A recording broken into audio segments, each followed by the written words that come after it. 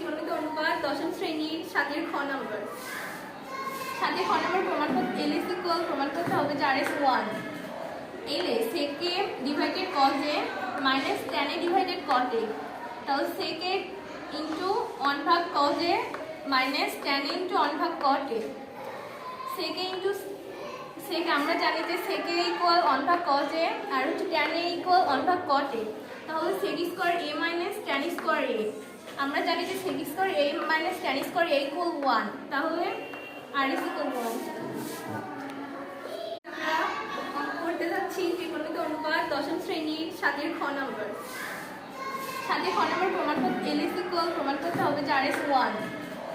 LS sec a divided cos a minus tan a divided cot a, তাহলে sec a into 1 ভাগ cos a minus tan a into 1 ভাগ cot a। sec a into sec আমরা জানি যে sec a equal 1 ভাগ cos a আর হচ্ছে tan a equal 1 ভাগ cot a, তাহলে sec square a minus tan square a।